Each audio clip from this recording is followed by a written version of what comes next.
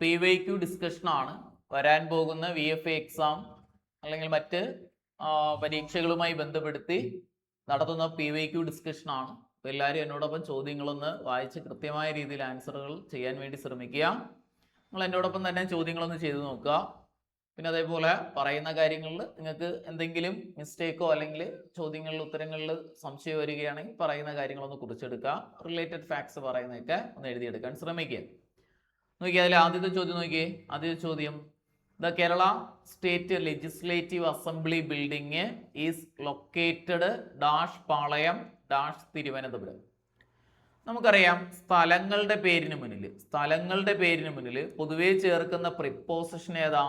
ഈ സ്ഥലങ്ങളുടെ പേരിന് മുന്നിൽ ചേർക്കുന്ന പ്രിപ്പോസിഷൻ ഏതാണെന്ന് ചോദിച്ചാൽ നമുക്ക് അറ്റും ചേർക്കാം, അതുപോലെ ഇന്നും ചേർക്കാം. അറ്റും ചേർക്കാം, എന്തും ചേർക്കാം, ഇന്നും ചേർക്കാം. ഇനി അറ്റാണെങ്കിലാ കൃത്യമായ സ്ഥലത്തിന് പ്രാധാന്യം കൊടുത്ത് പറഞ്ഞു കഴിഞ്ഞാൽ നമുക്ക് അവിടെ എന്ത് ചേർക്കാം? അറ്റ് ചേർക്കാം. കൃത്യസ്ഥലം സ്ഥലത്തിന് പ്രാധാന്യം കൊടുത്ത് പറഞ്ഞാൽ അറ്റ് ചേർക്കാം. വലിയ സ്ഥലങ്ങൾ, പിന്നെ അതേപോലെ രാജ്യങ്ങളുടെ പേര്, കോണ്ടിനെന്റുകളുടെ പേര്, സിറ്റി, ഇങ്ങനെയൊക്കെ ആണെങ്കിൽ നമുക്ക് എന്ത് ചേർക്കാം? ഇന്ന് ചേർത്തിട്ട് പറയാം. നമ്മളെ വീട്ട് അഡ്രസ് ഒക്കെ പറയുമ്പോഴത്തേക്ക് നിങ്ങളെ വീട് ഇരിക്കുന്ന ലൊക്കാലിറ്റി നമുക്ക് അറ്റ് ചേർത്തിട്ട് പറയാം. ഏത് ജില്ല, ഏത് മുനിസിപ്പാലിറ്റി, ഇങ്ങനെയൊക്കെയാണ് പറയുന്നതെങ്കിൽ ഇന്ന് ചേർക്കാം. നമ്മൾ അഡ്രസ്സ് പറയുമ്പോൾ ഇപ്പം എൻ്റെ വീട് അഡ്രസ്സ് പറയുമ്പം അറ്റ് വിതുര ഇൻ തിരുവനന്തപുരം. വിതുരയിൽ ഇപ്പം കൃത്യസ്ഥലം വിതുര, അതുപോലെ തിരുവനന്തപുരം ജില്ലയിലാണ്, ഇൻ തിരുവനന്തപുരം. അപ്പൊ അതുപോലെയാണ് ഇവിടെയും പറയുന്നത്. ബിൽഡിംഗ് ലൊക്കേറ്റ് ചെയ്യുന്ന കൃത്യമായ സ്ഥലം പാളയം, എവിടെയുള്ളതാ? തിരുവനന്തപുരം. അപ്പൊ നമുക്ക് എന്തുപയോഗിക്കാം? പാളയത്തിന് മുന്നിൽ എന്തുപയോഗിക്കാം? അറ്റ് ഉപയോഗിക്കാം. തിരുവനന്തപുരത്തിന് മുന്നിൽ എന്തുപയോഗിക്കാം? ഇന്ന് ഉപയോഗിക്കാം. അപ്പൊ അറ്റിന് വരുന്ന ഓപ്ഷൻ ഏതാ? ഓപ്ഷൻ എ നമുക്ക് അവിടെ ഉത്തരമായിട്ട് വരുന്നു. അറ്റ് ഇന്ന്, എ ഉത്തരമായിട്ട് വരുന്നു. രണ്ടാമത്തെ ചോദ്യം നോക്കിയേ. Identify the grammatically correct sentence. താഴെ തന്നിരിക്കുന്നതിൽ ഗ്രാമർ രൂപത്തിൽ ശരിയായിട്ടുള്ള സെന്റൻസ് ഏതെന്നാണ് ചോദ്യം. The assistant as well as the secretary are attending a meeting. രണ്ടാമത്തത് the secretary as well as assistants is attending a meeting. മൂന്നാമത്തത് the assistants as well as secretary is attending a meeting. Last one, the secretary as well as the assistant are attending a meeting. ഇതിൽ ഏതാ ശരി? നമ്മൾ അതിന്റെ ആ rule ആദ്യം ഒന്ന് പഠിക്കാം. അസ്വല്ലാസ് ഏതൊക്കെയാ വാക്ക്? അസ്വല്ലാസ്, അസ്വല്ലാസ്, അതുപോലെ അസ്മച്ചാസ്, അസ്മച്ചാസ്, അസ്വല്ലാസ്, അസ്മച്ചാസ്. ഈ രണ്ട് വാക്കുകൾ വെച്ചിട്ട്, ഇതെല്ലാം കൂടുതൽ വാക്കുകളുണ്ട്. അസ്വല്ലാസ്, അസ്മച്ചാസ് വെച്ച് രണ്ട് സബ്ജക്റ്റുകളെ ബന്ധിപ്പിച്ചാൽ അതിൽ ആദ്യം വരുന്ന സബ്ജക്റ്റിന്റെ സിംഗുലാർ പ്ലൂറൽ അനുസരിച്ച് നമ്മൾ എന്ത് ചെയ്യണം? ഉത്തരം എഴുതണം. നമ്മളെ ചോദ്യത്തിൽ അസ്വല്ലാസ് വെച്ചതാ ബന്ധിപ്പിച്ചിരിക്കുന്നു. രണ്ട് സബ്ജക്റ്റ് ഏതൊക്കെയാ? ഒന്ന് അസിസ്റ്റന്റും രണ്ടാമത്തത് സെക്രട്ടറി. ഇവിടെ അസിസ്റ്റന്റ് എന്ന് പറയുന്നത് സിംഗുലാർ, സെക്രട്ടറിയും സിംഗുലാർ ആണ്. അപ്പൊ നമുക്ക് ഈ ഫസ്റ്റ് സബ്ജക്റ്റിനാണ് പ്രാധാന്യം. അസിസ്റ്റന്റ് സിംഗുലാർ ആയതുകൊണ്ട് ഉത്തരം എന്തായിരിക്കണം എന്ന് പറഞ്ഞു? Singular verb. ഇവിടെ നോക്കിയേ, ആറെന്ന് പറയുന്ന പ്ലൂറലാണ്. ഇവിടെ ഉത്തരം വരുമോ? വരില്ല. അതപ്പോ ആ സെനൻസ് തെറ്റാണ്. നമുക്ക് കറക്റ്റ് ആയിട്ടുള്ള സെനൻസാ. അപ്പൊ ആദ്യത്തെ സെനൻസ് തെറ്റ്. രണ്ടാമത് നോക്കിയേ, the secretary as well as the assistance is attending A meeting. ഇവിടെ നോക്കിയേ, ആസ് വെൽ ആസ് വെച്ച് ബന്ധിപ്പിച്ചിരിക്കുന്നു. രണ്ട് സബ്ജക്റ്റ്, ഒന്ന് സെക്രട്ടറി, രണ്ടാമത്തെ അസിസ്റ്റൻസ്. അസിസ്റ്റൻസ് പ്ലൂറലാണ്. നമുക്ക് പ്ലൂറൽ വേണ്ട, ഏത് മതി? സെക്രട്ടറി മതി. സെക്രട്ടറി സിംഗുലാർ ആണ്. അപ്പൊ അതിനനുസരിച്ച് ഉത്തരം എന്ത് പറയണം? സിംഗുലാർ പറയണം. ഈസ് അറ്റൻഡിങ്, ഈസ് എന്ന് പറയുന്നത് സിംഗുലാർ ആണ്. ആ സെന്റൻസ് ശരിയാണ്. ഇനി നമുക്ക് അടുത്തതും കൂടെ നോക്കാം. ദ അസിസ്റ്റൻസ് കണ്ടല്ലോ, പ്ലൂറലാണ്. ആസ് വെൽ ആസ് വെച്ച് ബന്ധിപ്പിച്ചു. ഫസ്റ്റ് സബ്ജക്റ്റ് അസിസ്റ്റൻസ് പ്ലൂറലാണ്. അപ്പൊ ഉത്തരം എന്ത് വരണം? സിംഗുലാർ, പ്ലൂറലാണ്. അതുകൊണ്ട് ഉത്തരം എന്ത് വരണം? പ്ലൂറൽ തന്നെ വരണം. ഫസ്റ്റ് സബ്ജക്റ്റ് അസിസ്റ്റൻസ് അല്ലേ, അത് പ്ലൂറൽ ആയതുകൊണ്ട് പ്ലൂറൽ തന്നെ വരണം.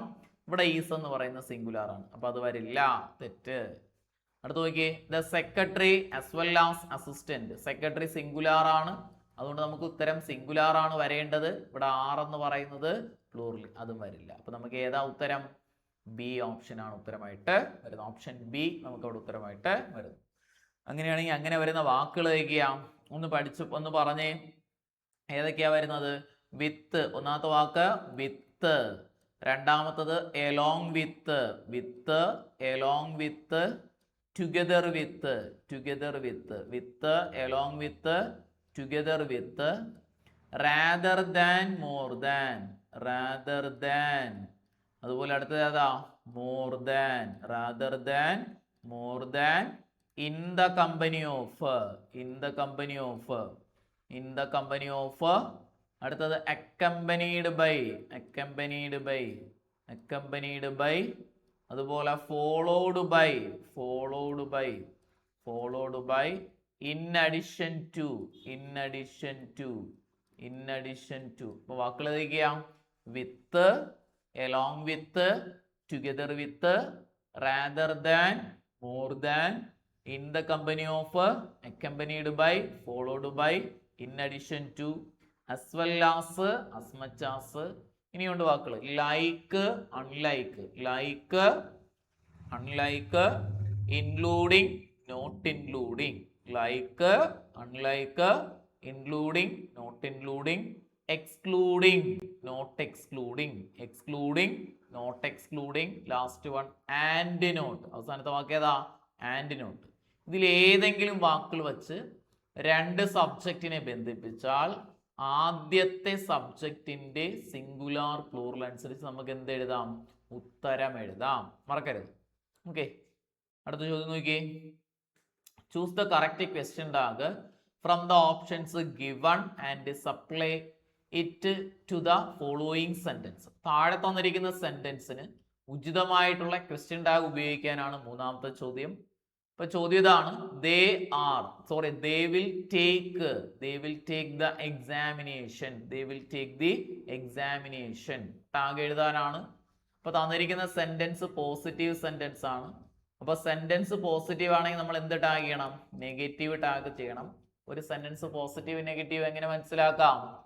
No, not, none, nothing, never, no one, nil, neither, either, neither, either, ഇങ്ങനെയുള്ള വാക്കുകൾ. ഇനി അതേപോലെ seldom, rarely, barely, hardly, scarcely, ഇങ്ങനെയുള്ള വാക്കുകളൊക്കെ വന്നു കഴിഞ്ഞാൽ സെന്റൻസ് നെഗറ്റീവ്.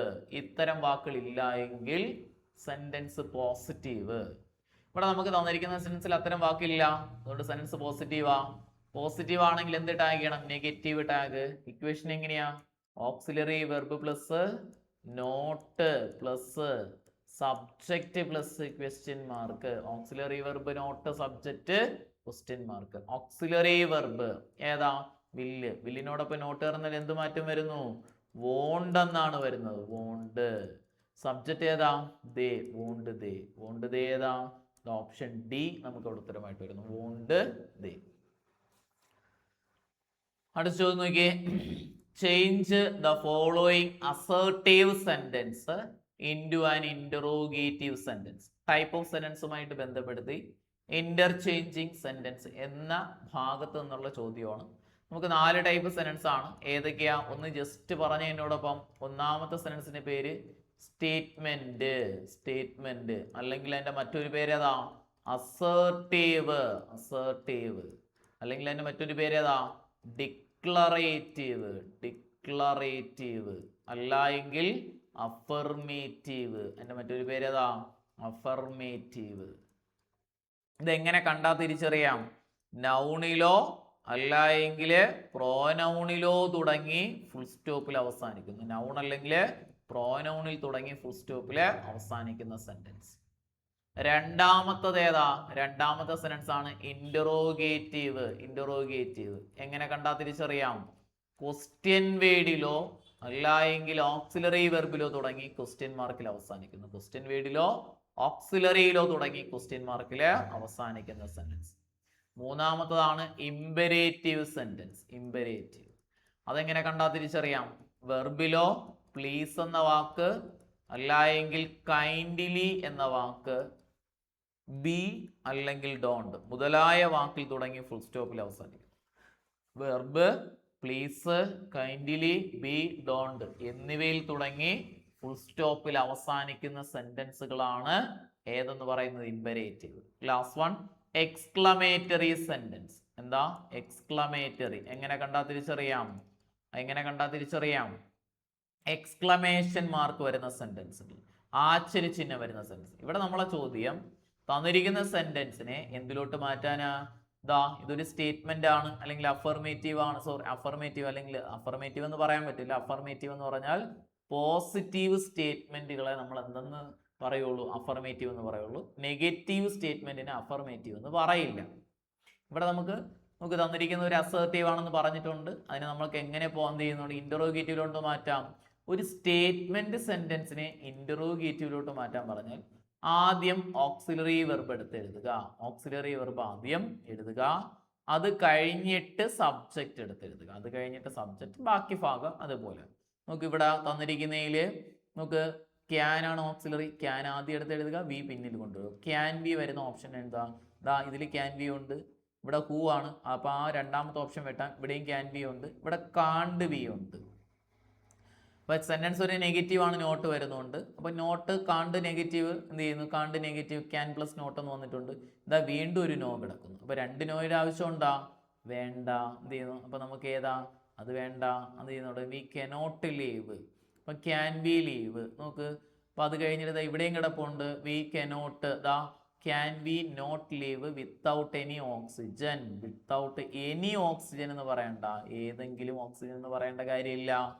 അടുത്ത് നോക്കിയേ, ഇവിടെ വരുന്നത് അടുത്തത് can, C option. Can be leave without oxygen. നമുക്ക് കഴിയുമോ? നമുക്കൊരു ചോദ്യമായിട്ട് ചോദിക്കുമ്പോൾ നമുക്ക് കഴിയുമോ? ഓക്സിജൻ ഇല്ലാതെ ജീവിക്കാൻ കഴിയുമോ? അതല്ലേ കറക്റ്റ് ചോദ്യം. അപ്പൊ അതിന്റെ ഉത്തരമാണ് V cannot leave without oxygen. നമുക്ക് കഴിയില്ല. അപ്പൊ ഏതാ? നമുക്ക് ഏതാ ഉത്തരം? സി ആണ് ഉത്തരമായിട്ട് വരുന്നത്. വളരെ എളുപ്പം ചോദ്യം. സി ഓപ്ഷൻ ആണ് ഉത്തരമായിട്ട് വരുന്നത്. അടുത്ത ചോദ്യം നോക്കിയേ. Which of the following sentence is incorrect? താഴെ തന്നിരിക്കുന്ന സെന്റൻസിൽ തെറ്റായിട്ടുള്ള സെന്റൻസ് ഏതെന്നാണ് ചോദ്യം. She is waiting for your reply since 2 years. ഒന്നാമത്തത് she has been waiting for your reply since 2023. അടുത്ത ചോദ്യം he has waited for your reply for 2 years now. ഓപ്ഷനിലുണ്ട്. അടുത്തത് she has been waiting for your reply for 2 years. നോക്കി, ഇവിടെ നമ്മൾ ചെറിയൊരു കാര്യം നമ്മൾ ടെൻസിൽ പഠിച്ചതാണ്. ടെൻസുമായി ബന്ധപ്പെട്ട ഒരു ചോദ്യം. സിൻസ് നമ്മൾ പഠിച്ചത് ഇതാണ്. സിൻസ് അല്ലെങ്കിൽ ഫോർ വരുന്ന സെന്റൻസിൽ ഉത്തരം എന്തായിരിക്കും എന്ന് പറഞ്ഞു? ഹാസ് ബീൻ, അല്ല എങ്കിൽ ഹാവ് ബീൻ, അല്ല എങ്കിൽ had been. Has been, have been, had been plus ING ആയിരിക്കണം. നോക്ക്, ഇവിടെ സിൻസ് വന്നിരിക്കുന്നു. ഹാസ് ബീൻ പ്ലസ് ING വന്നിട്ടുണ്ട്, ശരിയാണ്. ഇവിടെയും സിൻസ് വന്നിട്ടുണ്ട്, ഫോർ വന്നിട്ടുണ്ട്. ഇവിടെയും ഹാസ് ബീൻ ഹാസ് വെയിറ്റഡ്. അപ്പൊ അത് തെറ്റില്ല. സിൻസ് ഫോർ വരുന്ന സെൻസിൽ has been, have been, had been plus ING വരാം. അതില്ല എങ്കിൽ, ഇപ്പൊ അങ്ങനെ അല്ല എങ്കിൽ ഹാസ് ഓർ ഹാവ് പ്ലസ് V3യും വരാം. ഹാസ് ഓർ ഹാവ് പ്ലസ് V3യും വരാം. ഇല്ലേ? നോക്കി, അവിടെ ഹാസ് പ്ലസ് V3 വന്നിട്ടുണ്ട് സിൻസ് ഫോർ വരുന്നതിൽ. തെറ്റില്ല. അടുത്ത് നോക്കിയേ, ഫോർ വന്നിട്ടുണ്ട്, ഹാസ് ബീൻ പ്ലസ് ING വന്നിട്ടുണ്ട്. ഇവിടെ നോക്കിയേ, സിൻസ് വരുന്ന സെന്റൻസ് ഈസ് പ്ലസ് ING ആണ്, അത് ഒരിക്കലും വരില്ല. അപ്പൊ ഏതാ ഉത്തരം? തെറ്റായിട്ടുള്ളത് എ ഓപ്ഷൻ ആണ് ഉത്തരമായിട്ട് വരുന്നത്. അടുത്ത ചോദ്യം നോക്കിയേ. Mark the most natural passive voice of the following sentence. താഴെ തന്നിരിക്കുന്നതിൽ പാസീവ് വോയിസ് എഴുതാനുള്ള സെന്റൻസിന്റെ. People speak all over the world. എങ്ങനെ നമുക്ക് പാസീവിലോട്ട് മാറ്റാം? പീപ്പിൾ എന്ന് പറയുന്ന സബ്ജക്റ്റ് ആണ്, സ്പീക്ക് എന്ന് പറയുന്ന V1 ആണ്, ഇംഗ്ലീഷ് എന്ന് പറയുന്ന ഒബ്ജക്റ്റ് ആണ്. അപ്പൊ നമുക്ക് ആദ്യം എന്ത് എഴുതണം? ഇംഗ്ലീഷ്. നമ്മൾ പഠിച്ചു V1 അല്ലെങ്കിൽ എസ്സിൽ അവസാനിക്കുന്ന വെർബോ ഡു അല്ലെങ്കിൽ ഡെസ് വരുന്ന സെന്റൻസുകളുടെ പാസീവ് എങ്ങനെ എഴുതാന്ന് പറഞ്ഞു? Object plus auxiliary verb. Auxiliary ആയിട്ട് ഏത് ഉപയോഗിക്കാം? Is, am, are plus V3. Object plus is, am, are plus V3. നോക്കുക, അങ്ങനെ നോക്കിയാൽ മതി. ഒബ്ജക്റ്റ് എഴുതി. ഒബ്ജക്റ്റ് ഇംഗ്ലീഷ് ആയതുകൊണ്ട് ഈസ്, ആം, ആറിൽ ഏത് എഴുതാം? ഇംഗ്ലീഷ് സബ്ജക്റ്റുകൾ ആയതുകൊണ്ട് ഈസ് എഴുതാം. English is. ഇനി അടുത്ത് എന്താ എഴുതാം? V3. സ്പീക്കിന്റെ മൂന്നാമത്തെ രൂപം spoken. English is spoken by, sorry, English is spoken. അടുത്ത remaining part all over the world, അത് അതുപോലെ ഇങ്ങനെ ചേർക്കുക. All over the world, all over the world. അപ്പൊ നമുക്ക് എങ്ങനെ കിട്ടുന്നു? English is spoken all over the world. അങ്ങനെ വരുന്ന ഓപ്ഷൻ ഏതാ? ഒന്നാമത്തിൽ നോക്കി, English is spoken all over the world വന്നിട്ടുണ്ട്, അത് ശരിയാണ്. ഇനി English is spoken by people all over the world, all over the world ഏറ്റവും അവസാനം ഉണ്ടാക്കുന്നത് വരില്ല. ആൾ ഓവർ ദ വേൾഡിലാണ് തുടങ്ങിയിരിക്കുന്നത്, വരില്ല. ഇനി അതേപോലെ English is spoken all over the world, D ഓപ്ഷനും വന്നിട്ടുണ്ട്. അപ്പൊ നമുക്ക് ഇതിൽ ഏതാ? ഇതും വരാം, English is spoken all over the world. ഇപ്പൊ ഡിയും ഉണ്ട്, എയും ഉണ്ട്. ഇനി ഇതിൽ രണ്ടിൽ ഏതാണെന്ന് എങ്ങനെ കണ്ടെത്താം? ഇവിടെ നോക്കിയാണ്, നമ്മൾ പറഞ്ഞു ബൈ കഴിഞ്ഞിട്ട്, പൊതുവേ ബൈ കഴിഞ്ഞിട്ട് പീപ്പിള്, പോലീസ്, പിന്നെ അതേപോലെ സംബഡി, എനിബഡി ഇങ്ങനെയുള്ള വാക്കുകൾ എന്ത് ചെയ്യാറില്ല? ചേർക്കാറ് ഇല്ല. പൊതുവേ നമ്മൾ എന്ത് ചെയ്യാറില്ല? പാസീവ് വോയിസിൽ ചേർക്കാറ് ഇല്ല. അതുകൊണ്ട് നമുക്ക് ഏത് ഉത്തരം? ഇവിടെ ബൈ പ്ലസ് പീപ്പിൾ എന്ന് വന്നിട്ടുണ്ട്. അപ്പൊ നമുക്ക് ഏറ്റവും ഉചിതം ഏതാ? ഏറ്റവും ഉചിതമല്ലേ ചോദിച്ചിരിക്കുന്നത്? ഡി ഓപ്ഷൻ ആണ് ഉത്തരം. കാരണം ബൈ ചേർത്ത് പീപ്പിളും കൂടെ വേണമെന്നില്ല. English is spoken all over the world, D option ആണ് ഉത്തരമായിട്ട് വരുന്നത്. അടുത്ത ചോദ്യം നോക്കിയേ, which of the given choices reflects the most acceptable sentence when the degree of comparison is changed. അപ്പൊ തന്നിരിക്കുന്ന സെന്റൻസിനെ, സത്യത്തിൽ ഇത്രയേ ഉള്ളൂ, ഈ തന്നിരിക്കുന്ന സെന്റൻസിനെ പോസിറ്റീവ് ഡിഗ്രിയിലോട്ട് മാറ്റായിരുന്നു. Ahmed is smarter than Muhammad. ഈ രണ്ട് സബ്ജക്റ്റുകളെ ദാൻ വെച്ച് കമ്പയർ ചെയ്താൽ അത്തരം സെന്റൻസ് ഇനി പോസിറ്റീവ് ഡിഗ്രി മാത്രമേ നമുക്ക് എഴുതാൻ വേണ്ടി പറ്റുള്ളൂ. പോസിറ്റീവ് ഡിഗ്രി മാത്രമേ എഴുതൂ. അപ്പൊ അങ്ങനെ രണ്ട് സബ്ജക്റ്റിനെ ദാൻ വെച്ച് കമ്പയർ ചെയ്ത് കഴിഞ്ഞാൽ അതിന്റെ പോസിറ്റീവ് ഡിഗ്രിക്ക് ഒരു ഇക്വേഷൻ ഉണ്ട്, പഠിച്ചു വെക്കുക. Second subject plus auxiliary verb plus not plus so or as plus positive degree plus as plus first subject. എന്താ equation? Second subject plus auxiliary verb not so or as positive degree as plus first subject. അങ്ങനെ വരുന്ന option ഏതാ? Second subject Muhammad ആദ്യം വരണം. മുഹമ്മദ് ആദ്യം വരുന്ന രണ്ട് ഓപ്ഷനേ ഉള്ളൂ, സിയും ഡിയും. അപ്പൊ ആദ്യത്തെ രണ്ട് ഓപ്ഷൻ വെട്ടാം.